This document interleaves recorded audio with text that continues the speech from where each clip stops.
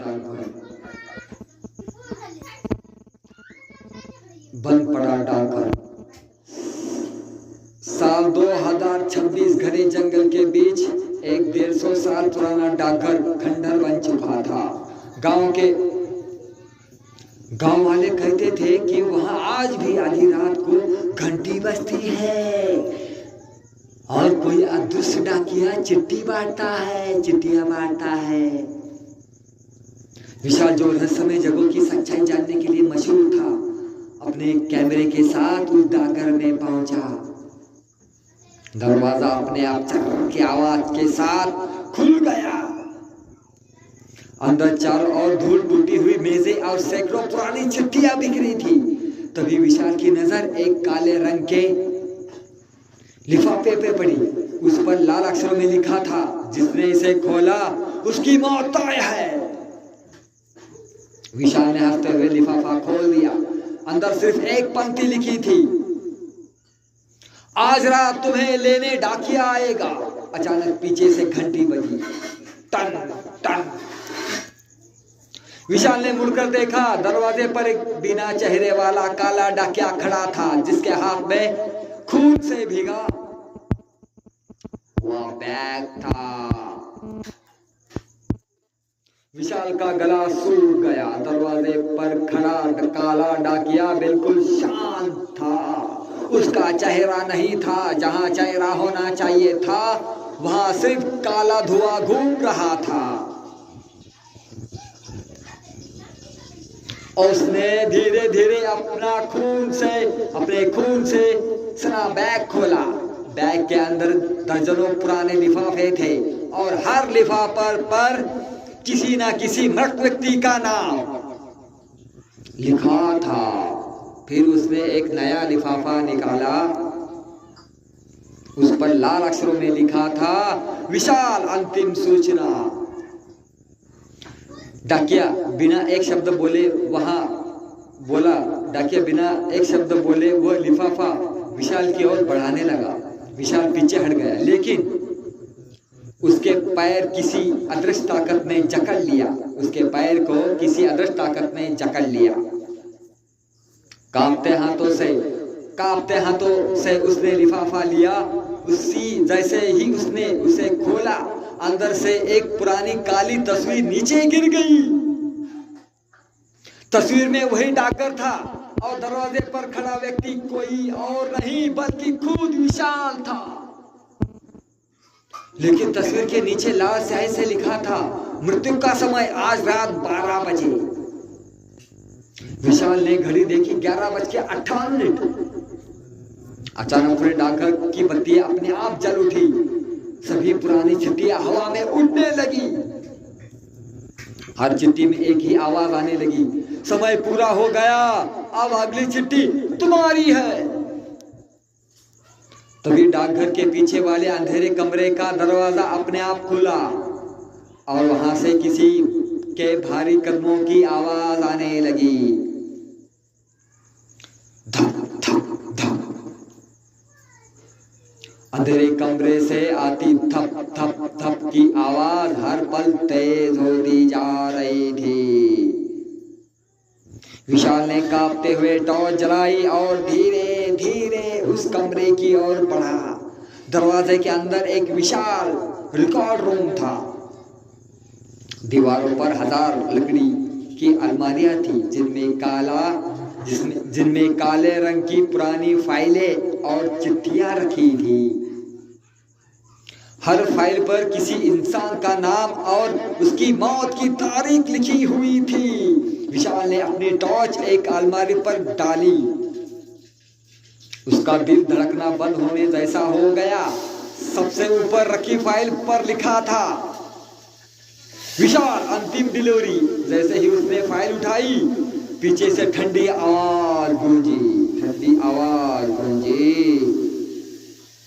जिसकी चिट्ठी यहाँ पहुंच जाती है वो कभी जिंदा वापस नहीं जाता। विशाल ने पलट कर देखा, वहां बिना चेहरे वाला कालिया डाकिया अब उसके बिल्कुल पीछे खड़ा था। उसने अपने खून से भीगा बैग खोला। लेकिन इस बार बैग के अंदर चिट्ठियां नहीं थी। अंदर से सैकड़ों काले जले हुए हाथ बाहर निकलने लगे। वे हाथ विशाल के पैरों को पकड़कर अंधेरे की ओर घसीटने लगे। विशाल ने पूरी ताकत से चीखा और पास घड़ी लोहे की रॉड उठाकर जमीन पे मारी। धड़! कमरे की एक पुरानी दीवार टूट गई। दीवार के पीछे एक गुप्त तहखाना दिखाई दिया और तहखाने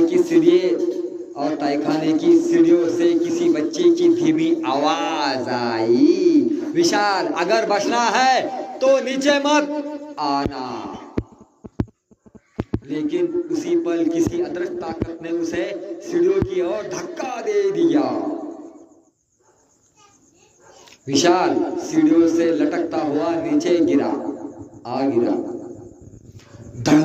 उसकी टॉर्च दूर जा गिरी, लेकिन उसकी हल्की रोशनी में तहखाने का भयानक दृश्य दिखाई दिया।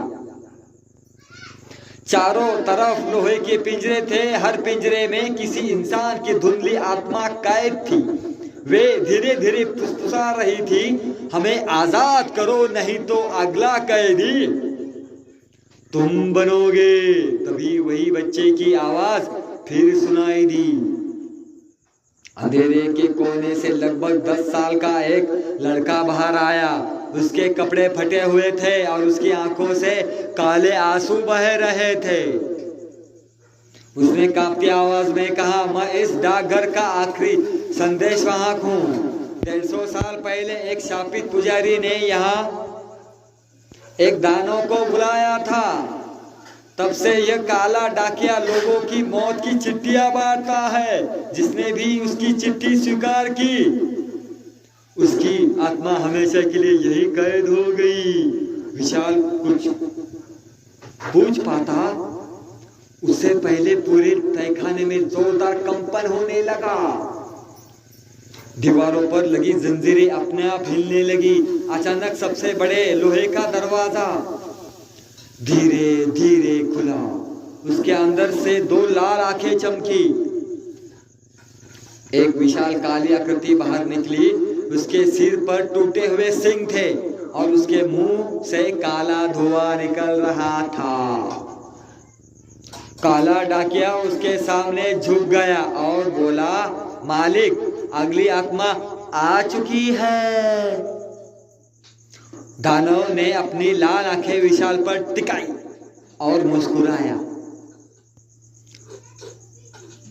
दानव की लाल आंखें अंधेरे में आग की तरह चमक रही थी। उसने धीरे धीरे अपना विशाल हाथ विशाल की ओर बढ़ाया और भारी आवाज में कहा, हर 100 साल मुझे एक नई आत्मा चाहिए और इस बार तुम चुने गए हो। विशाल पीछे हटने लगा, लेकिन उसके पैरों के नीचे जमीन काली बेलों में बदल गई।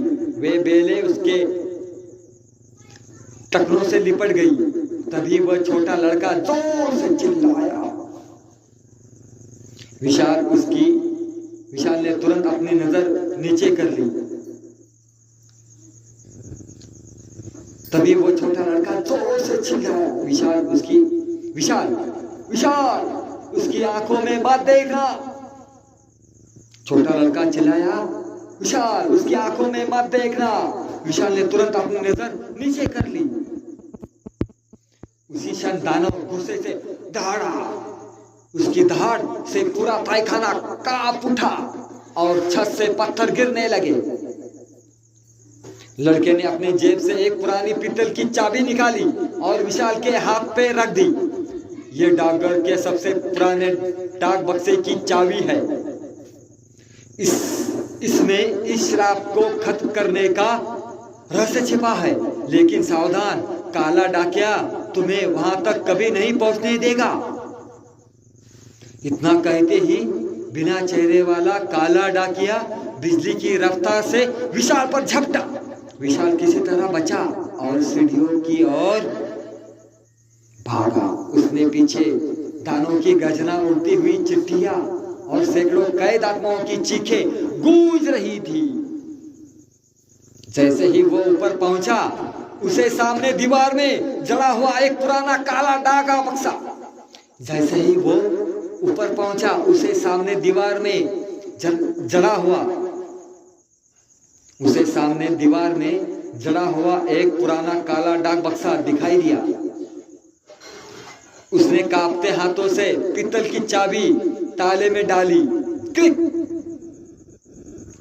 ताला खुल गया। लेकिन जैसे ही उसने डाक बक्से का ढक्कन खोला, अंदर एक चमकती हुई चिट्ठी रखी थी जिस पर लिखा था, अगर ये चिट्ठी पढ़ी तो श्राप हमेशा,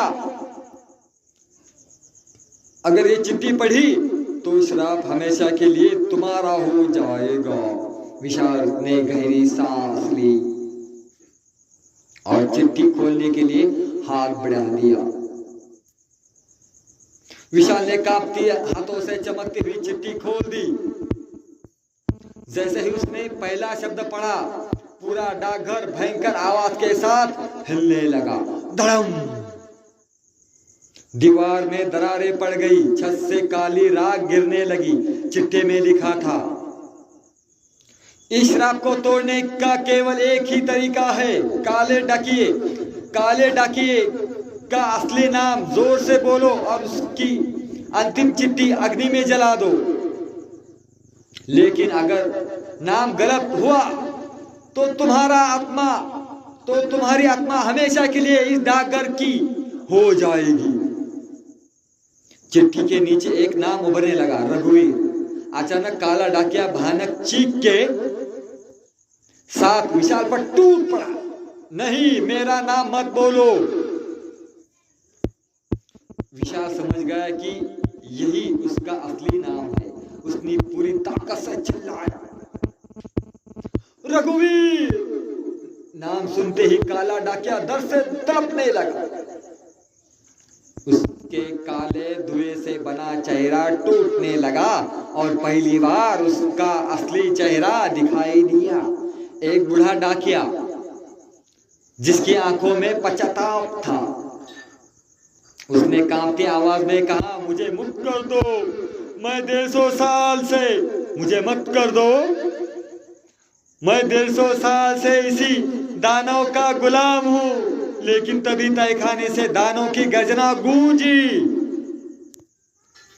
पूरे डाकघर की जमीन फट गई। दानव अपने विशाल रूप से बाहर निकल आया और गरज कर बोला, अगर डाकिया आजाद हुआ तो मेरी कैद टूट जाएगी।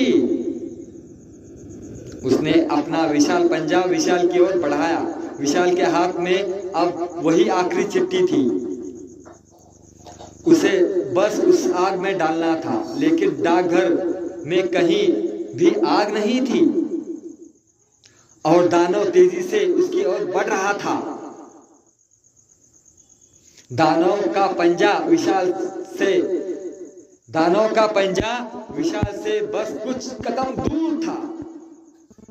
तभी तहखाने से वही छोटा लड़का दौड़ता हुआ आया और चिल्लाया, विशाल, आग बाहर नहीं, इस डाकघर के अंदर छिपी है। विशाल हैरान रह गया। लड़के ने रिकॉर्ड रूम की सबसे पुरानी दीवार की ओर इशारा किया। वहां एक टूटी हुई पीतल की लालटेन टंगी थी। विशाल ने लालटेन उठाई। जैसे ही उसने उसे छुआ, लालटेन अपने आप जल उठी। लेकिन यह साधारण आग नहीं थी, उसकी लौ नीले रंग की थी। काला डाकिया दर्द से पीछे हट गया, जबकि दानव गुस्से से दहाड़ने लगा। विशाल ने आखिरी चिट्ठी को उस नीली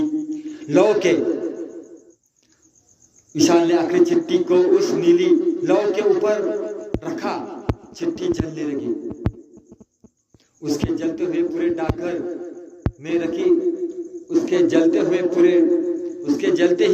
डाकघर में रखी हजारों पुरानी चिट्ठियां भी अपने आप आग पकड़ने लगी। हर जलती हुई चिट्ठी के साथ एक कैद आत्मा आजाद होने लगी। चारों ओर तेज प्रकाश फैल गया। दानव जोर जोर से चीखने लगा, नहीं, मेरा श्राप खत्म नहीं हो सकता, नहीं, मेरा श्राप खत्म नहीं हो सकता। लेकिन तभी उसकी छाती से एक काला धड़कता हुआ पत्थर बाहर निकल आया छोटा लड़का चिल्लाया। विशाल वही उसकी शक्ति का स्रोत है, अगर वो पत्थर टूट गया तो सब खत्म हो जाएगा। विशाल ने लालटेन को कसकर पकड़ा और उस काले पत्थर को विशाल ने लालटेन को कसकर पकड़ा और उस काले पत्थर की ओर दौड़ पड़ा।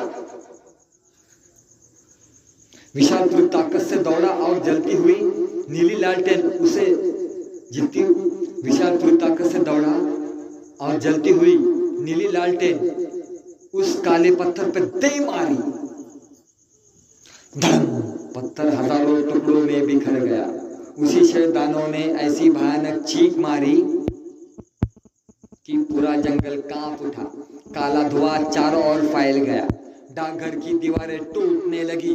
कैद आत्माएं एक एक करके प्रकाश में बदलकर आसमान की ओर उड़ गई।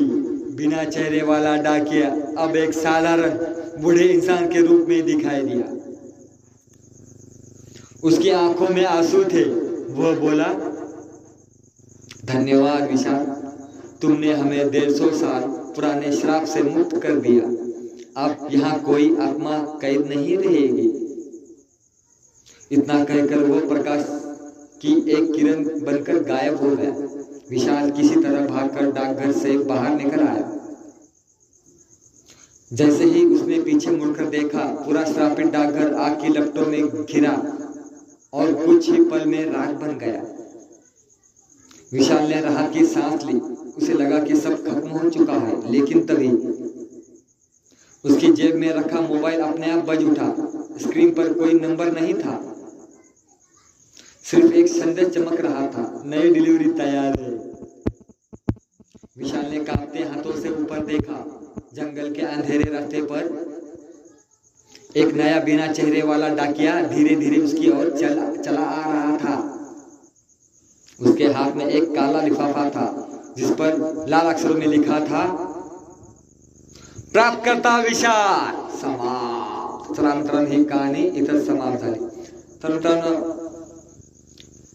काल्पनिक कथा आहे, कोणताही कशाचाही काही संबंध नाही. तर काल्पनिक कथा आहे, फक्त मनोरंजन म्हणून हा व्हिडिओ पाहू शकता. मित्रांनो कोणताही कशाचाही काही संबंध नाही, फक्त हा व्हिडिओ तुमच्या मनोरंजनासाठी बनवलेला गेलेला आहे. मित्रांनो कमजोर दिल के ना देखे.